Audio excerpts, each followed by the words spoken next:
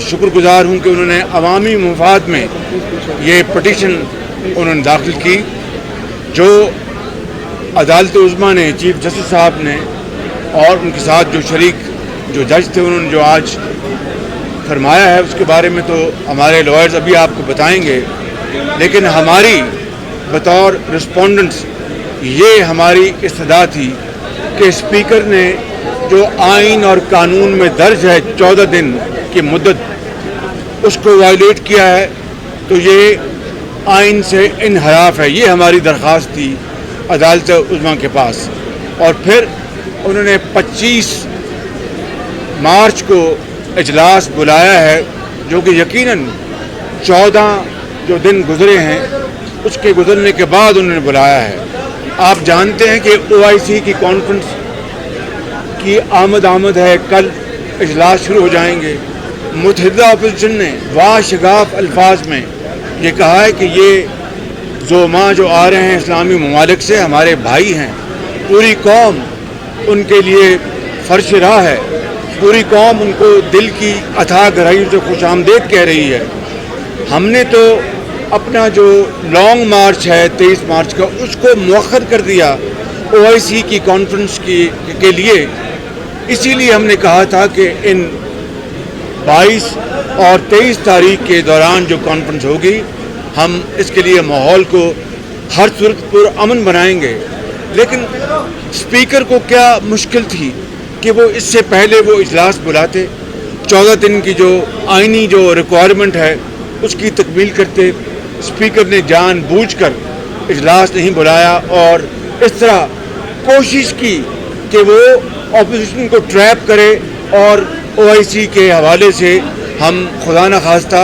कोई ऐसा रवैया अख्तियार करें जिससे कि हुकूमत को मौका मिल जाए। हमने कुछ भी सूरत होती, ये हमारे भाई हैं, मुस्लिम ममालिक से हमारे आ रहे हैं, दयूफ हैं,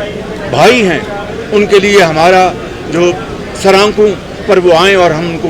इस्तकबाल करेंगे, उनको वालिहाना इस्तकबाल करेंगे। लेकिन स्पीकर ने इसकी आड़ में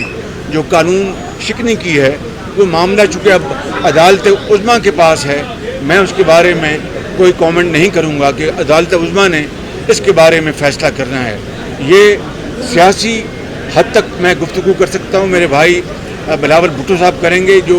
लीगल जो इशू हैं वो हमारे जो लीगल एक्सपर्ट्स हैं वो रोशन डालेंगे। जी बिस्मिल्लाहिर्रहमानिर्रहीम। मैं इस एक जो शुरू में क्लियर करना चाह रहा हूँ कि पाकिस्तान पीपल्स पार्टी ने ना किसी अपोजिशन का जमात ने सुप्रीम कोर्ट को अप्रोच किया। द बार काउंसिल्स जो पाकिस्तान की सुप्रीम कोर्ट बार एसोसिएशन है और मुख्तलिफ उनके जो ग्रुप्स हैं, उन्होंने मिल के सुप्रीम कोर्ट को अप्रोच किया कि उनके नज़रों में जमहूरियत को खतरा हो सकता है और ये अदम एतमाद का जो सिलसिला है, यहाँ आइन को दिफा करने के लिए, कानून का दिफा करने के लिए उनके कोई रिक्वेस्ट थे। जब सिंध हाउस पे हमला हुआ तो सबसे पहले हम चीफ जस्टिस साहब और सुप्रीम कोर्ट का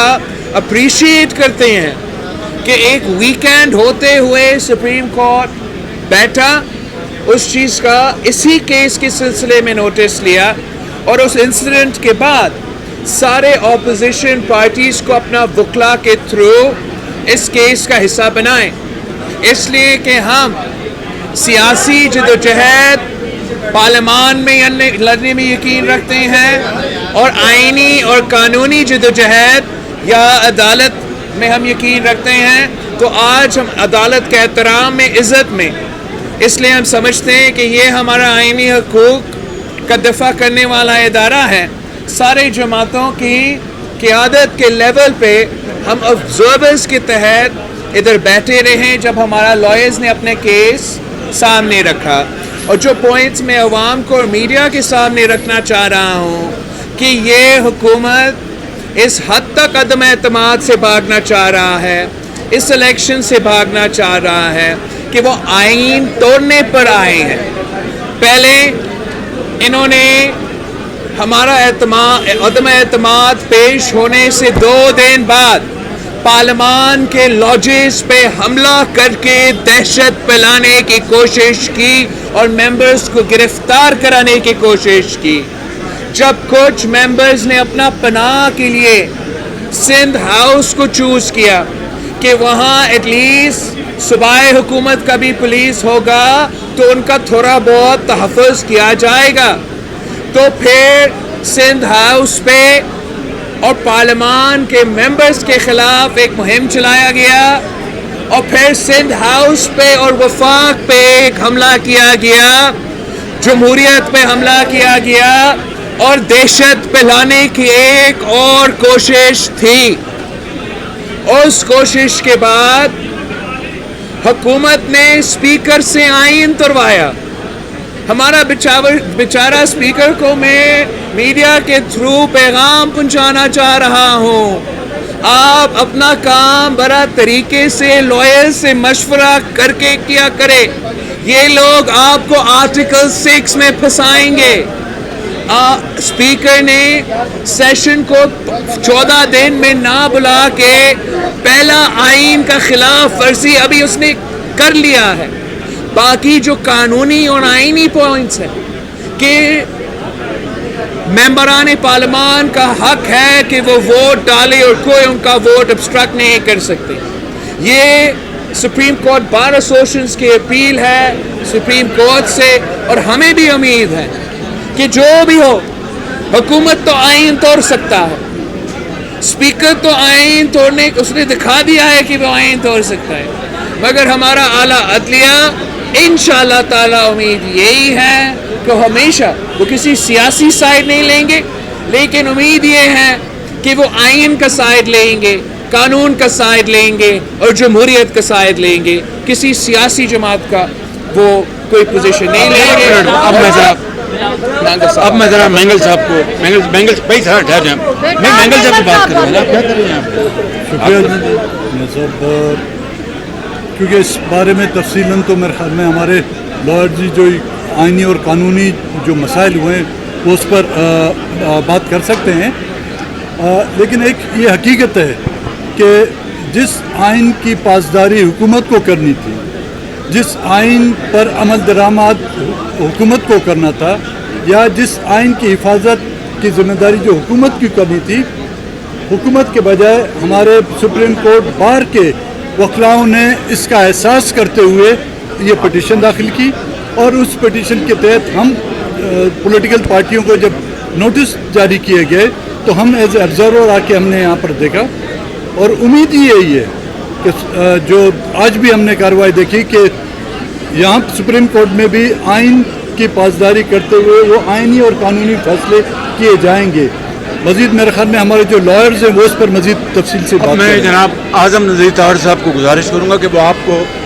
آج جو کارروائی ہوئی ہے وہ لیگل پارلنس میں آپ کو بتا دیں، اور اس کے بعد کوئی سوال کا جواب ہم نہیں دیں گے کیونکہ یہ معاملہ اب سب جڑے سے. جی بہت بہت شکریہ جی. ایک سیکنڈ ذرا پہلے ایک کلیئرٹی آ جائے، جیسے کہ سیاسی رہنماؤں نے بھی شکریہ ادا کیا، سپریم کورٹ بار ایسوسی ایشن کا شکریہ ادا کیا کہ یہ ایک عوامی مفاد کا معاملہ تھا جس میں فلور ملا کورٹ کا پولیٹیکل پارٹیز کو بھی اور حکومت کو بھی. 3 چیزیں جو آج طے ہو گئی ہیں وہاں پہ اٹارنی جنرل صاحب کے افرمیٹیو جواب کے بعد انہوں نے ایشورنسز دی ہیں. نمبر 1 جو اپریہینشن تھی ایم این ایز کی کہ ایم این ایز کو روکا جائے گا، جو یہ کہا جاتا تھا کہ وہ 10 لوگوں میں سے 10 لاکھ میں سے گزر کے آئیں گے اور جائیں گے. آج اٹارنی جنرل فار پاکستان نے کورٹ میں یہ بیان دیا اور اپنی ایشورنس ریکارڈ کروائی ہے، جسے کہ نوٹ بھی کیا کورٹ نے، کہ کسی الیکٹڈ ایم این اے کو نہیں روکا جائے گا اسمبلی کا اجلاس اٹینڈ کرنے سے. 1 نمبر 2 کسی ایم این اے کو جس پارٹی سے بھی ہو نہیں روکا جائے گا رائٹ آف ووٹ سے کہ وہ ووٹ دے. تیسری بات جو صدارتی ریفرنس آیا ہے آرٹیکل 186 کا اوپینین مانگنے کے لیے، انہوں نے کہا کہ یہ فیوچرسٹک پوائنٹ آف ویو سے مستقبل کے لیے ہے اور اس کی وجہ سے کسی شخص کو نہ ووٹ ڈالنے سے روکا جائے گا اور نہ اس میں کوئی سٹے آرڈر مانگا جائے گا. اور چوتھی بات جو سامنے آئی، انہوں نے بالکل کلیئر لفظوں میں کہا کہ آئین کا آرٹیکل 95 اور rule 37 of national assembly conduct of business rules بالکل کلیئر ہیں. اسپیکر قانون اور آئین سے ہٹ کے کچھ نہیں کریں گے, اور اسی وجہ سے عدالت نے جو سپریم کورٹ بار ایسوسی ایشن کی پٹیشنز ہیں وہ بھی پینڈنگ رکھی ہے, اور جو دوسرا ریفرنس فائل کیا گیا اس میں تمام پولیٹیکل پارٹیز کو نوٹسز جاری کر دیے گئے ہیں کہ وہ اپنا اس میں اوپینین دیں, عدالت کی معاونت کریں. سندھ ہاؤس پہ حملے والے میٹر میں سپریم کورٹ نے بڑا سیریس ایکشن لیتے ہوئے آئی جی اسلام آباد کو ہدایت کی ہے کہ جو ایڈوکیٹ جنرل سندھ کی معروضات کی روشنی میں حکومت سندھ کا جو بیانیہ ہے, بیان ہے, اس کو ایف آئی آر کا حصہ بنا کے اس کے مطابق تفتیش کی جائے. تو اس سے زیادہ میرے خیال میں سب ڈیوٹس میٹر ہے.